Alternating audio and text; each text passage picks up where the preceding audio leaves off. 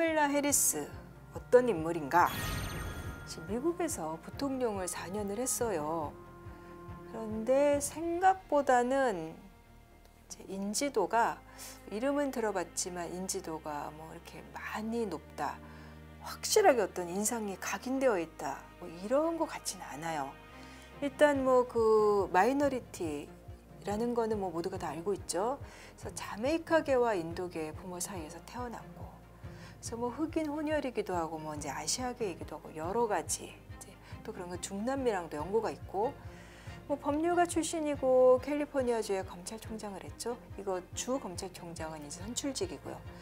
그렇지만 선출직 혹은 이제 정치인 경력이 길지는 않습니다. 뭐 최초의 흑인 부통령, 여성 부통령, 굉장히 의미 있는 기록이긴 한데요. 부통령으로서의 존재감은 좀 약하지 않았나 이런 평도 있어요. 사실 바이든 대통령은 워낙에 정치 베테랑이었고, 그런가 하면 해리스 부통령은 조금 이렇게 그 바이든 대통령의 고령 백인 남성의 이미지를 보완하는 역할, 이런 의미가 강했기 때문에 이렇게 조금 스스로 본인이 두드러진 이런 건 좀 아니었던 것 같고, 그래서 해리스의 능력은 이제부터 지켜봐야 한다는 시선이 더 많은 것 같습니다. 이제 흑인과 아시아계 혼혈인 해리스는 다인종 사회인 미국의 다양성을 상징하는 인물이죠. 근데 이제 정치인 경력이 짧다는 거, 그다음에 부통령 시절에 이거는 부통령이 주도한 거다, 이런 인상을 좀 각인시키지 못했다는 평가가 많다는 거. 이제 반면에 또 강점도 있습니다. 트럼프 대 바이든 이 구도에서 바이든 대통령은 현직임에도 불구하고 계속해서 나이가 많고 기운 빠진 이미지가 굉장히 치명적이었잖아요. 이게 실제로 일반 유권자들뿐만 아니라 민주당 내부에서도 이제 진보적인 젊은 의원들이나 이제 새로운 인물들, 특히 마이너리티 배경을 가진 이제 여성 의원들, 이런 그 사람들하고는 바이든 대통령하고는 조금 의견 차이가 많았죠. 그리고 이런 당내 진보파하고 민주당 주류 간에도 또 견해 차이가 있었고, 그리고 민주당을 지지하는 젊은 유권자들이나 민주당을 지지하는 좀 마이너리티 유권자들이 보기에도 바이든은 좀 이렇게 고령의 백인 남성 역시 그런 한계가 있었고요. 그래서 사실 민주당 지지자들 사이에서도 바이든이 이렇게 힘을 확 받지는 못했던 것 같아요. 그리고 뭐 나이 차이도 사실 얼마 나지도 않는데 트럼프는 뭐 바이든의 뭐 나이, 그다음에 건강 상태, 이거를 계속해서 뭐 맹렬하게 공격했었잖아요. 그렇게 봤을 때 해리스가 나오게 되면 일단 트럼프는 그동안의 공격에서 제일 많이 썼던 카드, 이 나이 공세, 이거 완전히 사라지게 되죠. 그 이점은. 그 나이를 얘기하는 것이 이제 트럼프는 더 이상 그 얘기 못하게 됐죠. 만약에 해리스가 나오게 된다면 그 공격이 고스란히 트럼프로 가게 될 거고.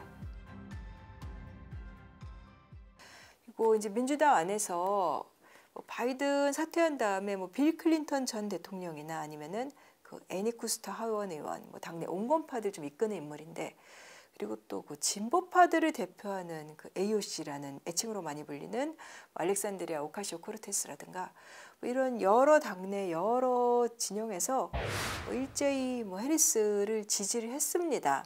반면에 뭐 오바마 전 대통령이라든가 그 상하원의 민주당 대표를 맡고 있는 뭐 척슈, 뭐 하킴 제프리스 이런 쪽에서 주요 인사들은 뭐 즉각적으로 사실 지지 선언을 하지는 않았어요.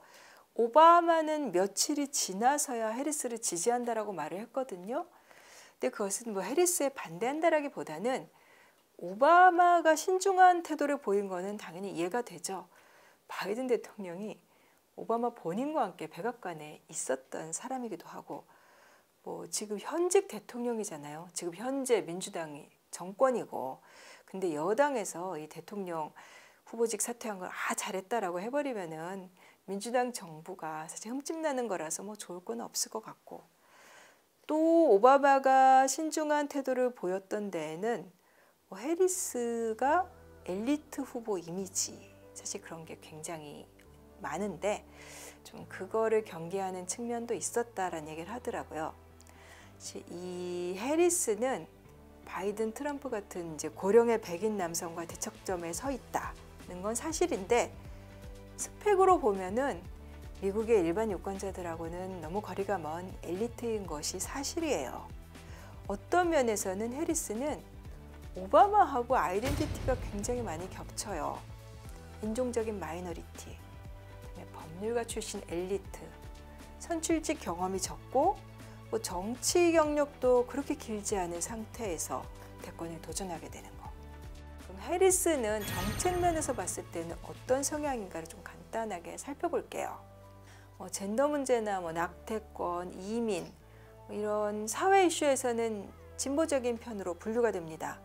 그러니까 민주당 안에서 바이든이 중간적인 입장이었다면 해리스는 당 내에서도 진보 쪽에 가까운 편이라고들 하고요. 근데 세계가 미국 대선에 관심 갖는 거는 미국 내 이슈보다는 아무래도 미국의 외교 정책이 세계에 영향을 많이 미치기 때문이잖아요. 바이든 대통령은 상원에서 외교안보 관련해서 너무 오랫동안 일을 했기 때문에 알려진 게 굉장히 많았는데 사실 해리스의 외교 정책에 대해서는 아직은 좀 말하기는 이릅니다.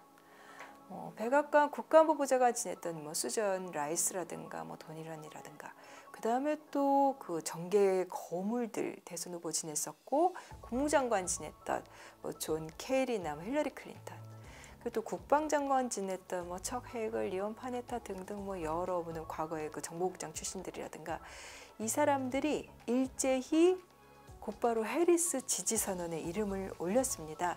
근데 이 사람들은 앞으로 외교 정책을 만들 사람들은 아니고요.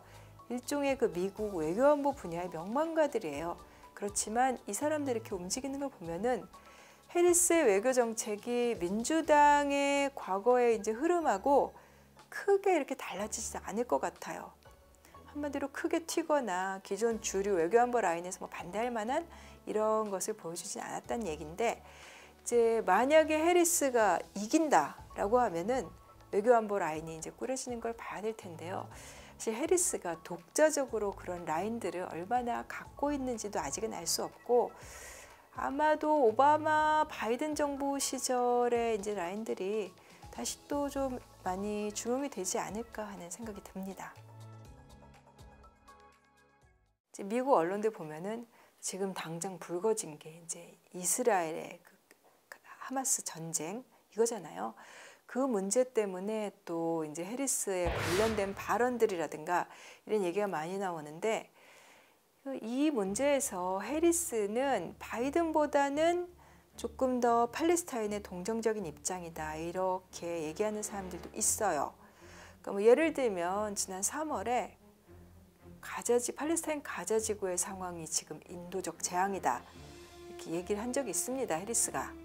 어떻게 보면 전 세계가 다 알고 있는 당연한 발언인데 미국 정치에서는 희한하게도 그런 말만 했다가는 그런 정도의 발언으로도 반이스라엘 아니야? 반유대주의 아니야? 이렇게 지목당할 수 있는 그런 게 미국 정치의 현실이거든요. 근데 그거는 미국의 진짜 엘리트 정치권들의 얘기고 이제 미국의 민주당 주류 아주 굳건하게 이스라엘에 이제 친화적이고 그런 반면에 미국 내 소수민족이라든가 그리고 젊은층 유권자들 이 사람들의 정서는 또 굉장히 달라요. 민주당을 지지하는 성향이라 하더라도 민주당에 저렇게 너무 이스라엘 편드는 거에 대해서 반대가 적지 않거든요. 특히 이번에 올 들어서 그런 모습 많았잖아요. 미국 대학들을 휩쓸었던 그 반이스라엘 시위 그리고 이스라엘의 전쟁 범죄가 워낙 심하다 보니까 강력한 비판 여론이 존재하는데 그 사람들이 사실 민주당은 표를 가져와야 되는 사람들이에요. 그래서 아마 해리스는 쉽지 않을 거예요. 그런 여론과 대의 명분 그리고 또 미국 정계의 이 친이스라엘 입장, 미국 민주당 당내 주류 이런 것들 사이에서 균형을 어떻게 잡을 것이냐가 문제가 될 것 같습니다. 최근에 이스라엘의 베냐민 네타냐후 총리가 미국 의회를 방문해서 연설을 했죠. 네타냐후 미국 의회 가서 연설한 게 이번이 4번째였는데 네타냐후는 이스라엘 자기네 국민들 향해서 봐라 미국의 지지를 이끌어낼 사람 나뿐이다 이거를 보여주려고 하는 것 같습니다. 근데 이번에 네타냐후 연설 이전과 달리 아무리 미국이 친이스라엘이어도 의회 분위기가 이전보다는 굉장히 냉담했다고 하더라고요. 이제 국민들 여론이 너무 안 좋으니까요. 그리고 해리스는 네타냐후 연설할 때 참석을 안 했죠. 그래서 뭐 바이든 정부의 친이스라엘 일변도 정책하고 나름 거리를 두는 모습을 보여주는 게 아니냐 이런 분석이 나왔습니다. 한반도 정책과 관련해서는 이건 진짜 사실은 제가 드릴 말씀이 많지가 않아요. 해리스는 뭐 대북 원칙론자다라는 얘기를 이제 국내에서 하긴 하는데 그렇게 보기에는 두드러진 입장이 있는 것 같지 않습니다. 바이든 정부가 사실 이제 북한 문제에 그렇게 뭐 큰 관심을 보이지는 않았고 뭐 다른 사안들이 워낙 많기도 했고요. 이제 트럼프 시절에 이제 북한이 한번 협상에 실패한 경험이 있기 때문에 지난 한 4년 동안은 계속해서 북한이 뭐 핵실험, 미사일 실험 이런 거 하면서 지금은 거의 이제 사실상 핵무기 보유국이 돼버렸잖아요. 뭐 해리스가 이기고 민주당 정권이 되건 뭐 트럼프의 공화당 정권이 되건 간에 대북 관계에서 뭔가 전환점을 찾기는 쉽지는 않을 것 같습니다. 100세 시대는 옛말, 이제는 120세 시대를 준비해야 합니다. 여러분은 어떤 준비를 하고 계신가요? 나의 미래를 단단하게 만드는 가장 현실적인 세 가지 도구가 준비된 자만이 더 나은 미래의 주인이 될 수 있습니다. 흔들리지 않는 미래를 위한 인생 전략, 지금 만나보세요.